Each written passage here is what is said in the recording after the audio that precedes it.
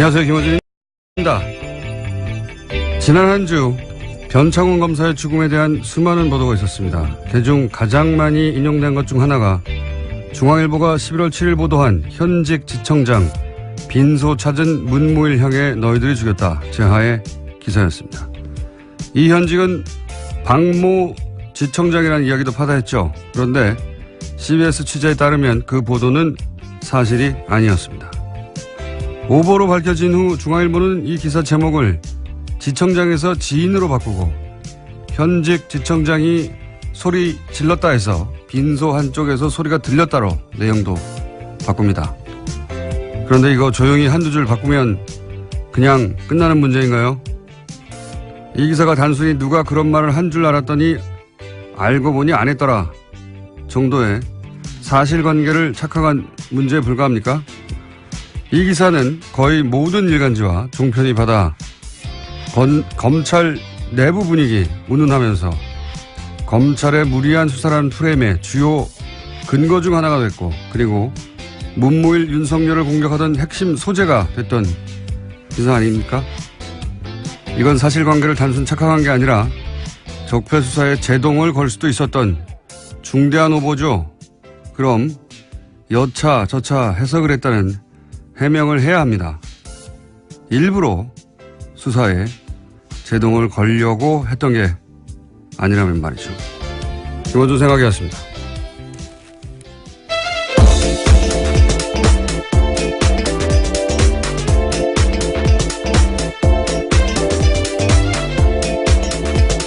시사인의 김은지입니다. 네. 이 기사는 오보였다고 합니다. 예. 네, 문무일 총장도 사실이 아니다라고 밝힌 바 있는데요. 이게 이제 오보는 사실 취재하다 보면 가끔 있는데, 예. 이건 단순한 사실관계 착각 이런 문제가 아닌 거죠. 예. 여기서부터 다는 아니어도 여기서부터 상당 정도 검찰 내부가 이렇다 하는 기사가 쏟아져 나오는 출발점 같은 기사거든요, 이게. 예. 그러니까 내부에서 검찰총장을 향해서도 막 소리를 지르는 분위기다. 그만큼 검찰 내부 분위기가 지금 엉망진창이다. 이런 기사가 쏟아졌잖아요. 과잉수사라며. 적폐수사 이런 식으로 하면 안 된다고. 근데 이제 나중에 며칠 있다가 조용히 누군가 소리를 질렀다. 알고 보니 뭐 유족 중 한 사람이다. 이런 식으로 기사 한두 줄 바꾸면 되는 게 아니죠. 예. 이거 따져봐야 된다고 봅니다. 계속해서 묻고. 아무도 안 묻기를 제가 물어봤습니다. 자, 첫 번째 뉴스는 뭔가요? 네, 이명박 전 대통령이 어제 바레인으로 출국했습니다. 이에 앞서 기자들과 만나서 자신의 입장을 밝혔는데요. 문재인 정부의 적폐청산 기조에 대해서 이것이 과연 개혁이냐, 감정풀이냐, 정치보복이냐 하는 의심이 들기 시작했다라고 말했습니다. 요거 한번 직접 들어보시겠습니다. 네, 안녕하세요. 야, 좀 꺼요. 눈이 부셔서 뭐 안 되겠어. 그러나 지나간 6개월 적폐청산의 명목으로 보면서 이것이 과연 개혁이냐, 감정풀이냐, 정식 보복이냐 이런 의심이 들기 시작했습니다. 군의 조직이나 정보기관의 조직이 무차별적이고 불공정하게 다루어지는 것은 우리 안보를 더욱 위태롭게 만든다. 저는 이렇게 생각하고 있습니다. 네. 이거보다 길게 얘기했는데, 예. 네, 3분 넘게 이야기했습니다. 예. 어심이라고 하죠. 어심. 경상도 분이어서. 대통령의 마음인데, 어심. 근데, 저는 이 기자회견을 보고, 물론 카메라 플래시 그만 끄라고 했는데 기사는 아무도 끄지 않았어요, 계속. 네, 제가 그때 현장에 있었는데요. 굉장히 그런 이야기를 여러 차례 했습니다. 네. 카메라 플래시 좀 끄라는 이야기를 네. 3차례 넘게 했던 걸로 기억합니다. 기자들 끌 리가 있나요, 그거를. 예. 근데 저는 이제 이 기자회견을 보면서, 제가 사실 며칠 전에 기자회견 안 할 거라고 했거든요. 예. 왜 그렇게 얘기를 했었냐면, 박근혜 정부 시절에 4대강 2년 차였거든요. 2년 차였던 걸 기억하는데. 4대강 감사하고 심각한 부실, 이런 분위기를 띄울 때가 있었어요.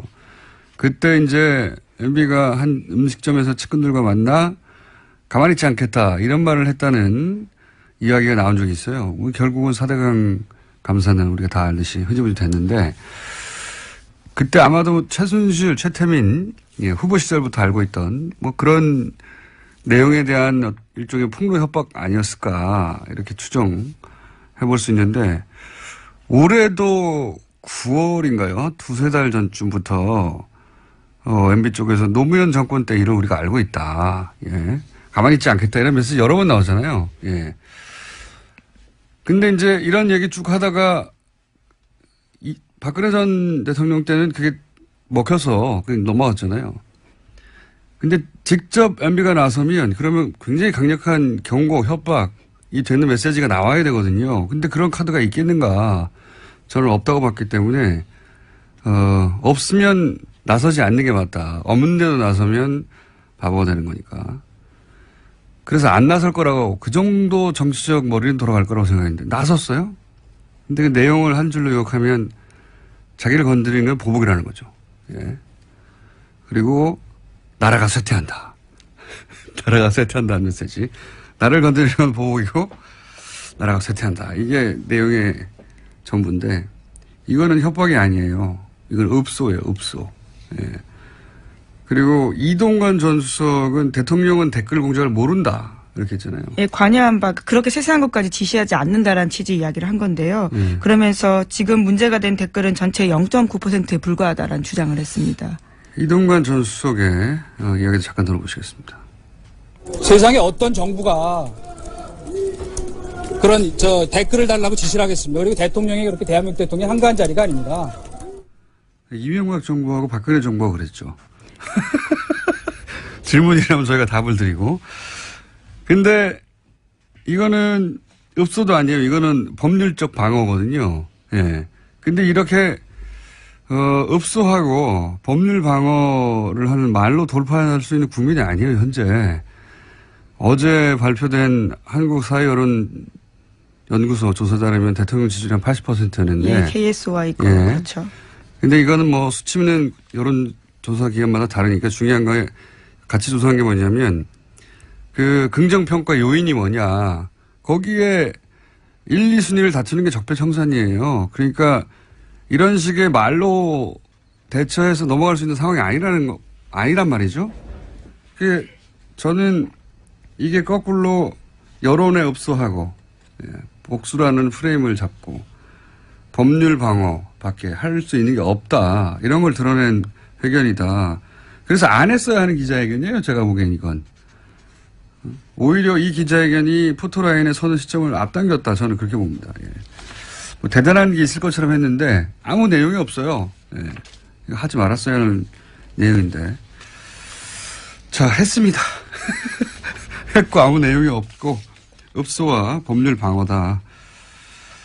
그 외에 여러 얘기가 나왔죠. 예. 네, 또 기자들이 구체적인 질문도 했습니다. 댓글 사이버 사령부 정치 공작에 대해서 어떻게 생각하냐, 지시했냐라는 취지의 질문을 했는데요. 여기에 대해서는 이명박 전 대통령이 발끈했습니다. 상식에서 벗어난 질문을 하지 마라라고 하면서요. 네, 다스는 누구 것인가 물어봤어야 되는데 아무도 그 질문을 그런 질문이 나올 거가 미리 차단하는 거죠. 예, 아예 들어가 버렸는데요. 그래서 이동관 전 수석한테 제가 BBK 재수사 시작됐다라는 취지의 질문을 했습니다. 네. 그러자 검찰에서 할 이야기다라는 이야기를 하면서요. 말을 피했습니다. 일단 법률 방어예요. 예.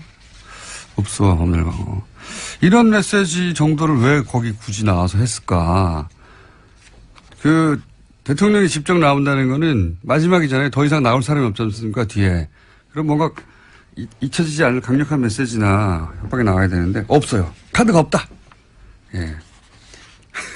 카드가 없다. 이걸 왜 했지? 저는 그런 생각이 드는 기자회견이었습니다. 본인들의 말이 먹힐 거라고 생각한 것 같은데.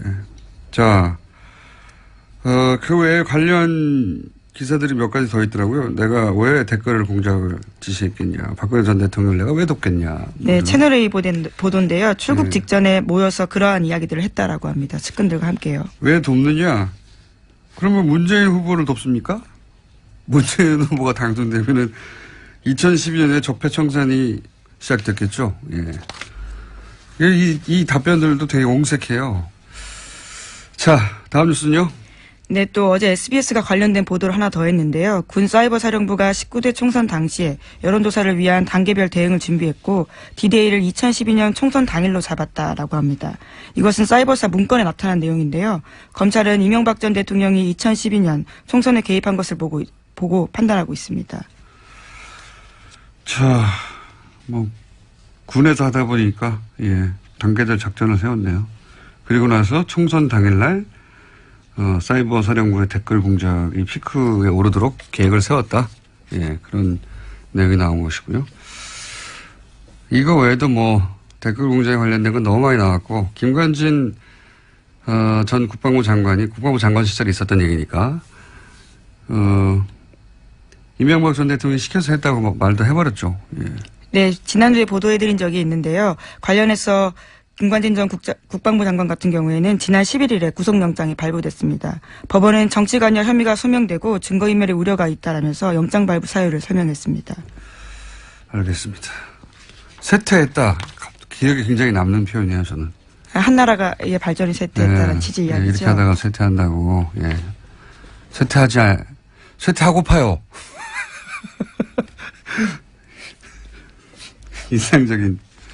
개인적으로 인상적인 단어 선택에서 쇠퇴한다. 우리가 읽은 민주화 경제화 성과까지도 어제 이야기했었습니다. 네, 나라가 쇠퇴한다고.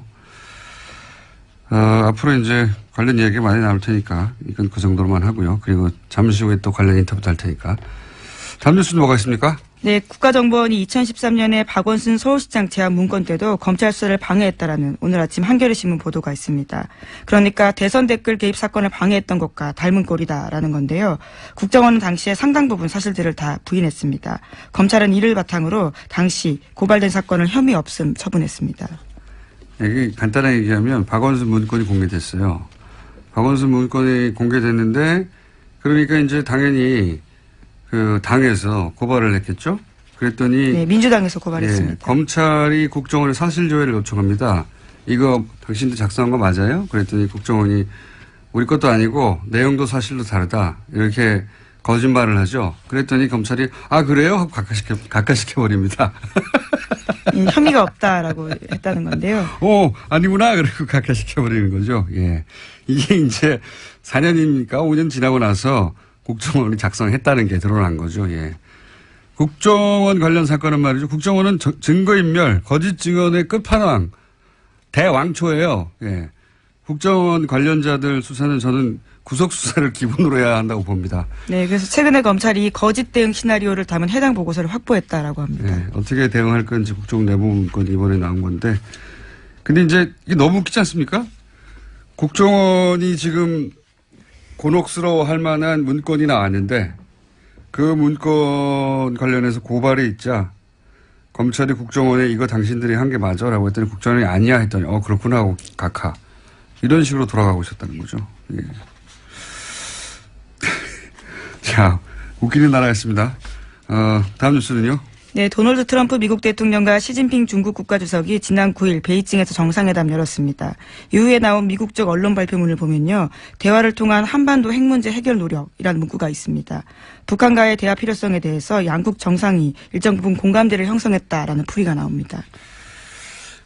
이거 관련해서 사실 문재인 대통령이 시정연설을 했잖아요. 2주 전에. 그때 각 당 대표들하고 네, 그랬죠. 예, 만나가지고 중요한 얘기를 했었어요. 근데 중요한 얘기를 언론이 보도를 안 했는데 노회찬 의원이 지난주에 저희 방송에서 잠깐 이야기한 것 중에 하나가 뭐냐면 굉장히 중요한 메시지였거든요. 외교는 시간이 걸리는데 이제 중국과 사드 대타협 그리고 트럼프 방한 이 두 가지로 고비를 넘기게 될 것이라는 말을 미리 했어요. 실제로 그렇게 됐죠. 제가 보기에는 지난 6개월간 문재인 정부의 성과 중 가장 중요한 성과인 것 같은데, 예.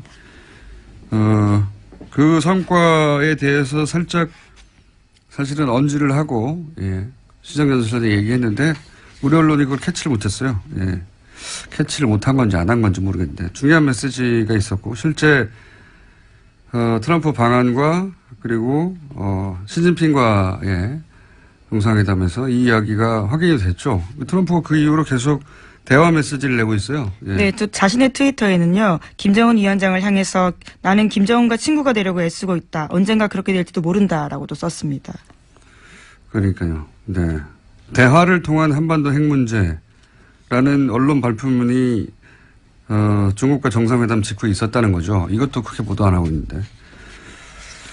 그 외에 사실은 거꾸로 보도한 것도 많아요. 예. 트럼프 떠나고 나서 트럼프가 국회에서 한 연설을 가지고 무력 사용에 대한 경고가 있었다고 해석한 우리나라 언론 보도도 많이 있었습니다.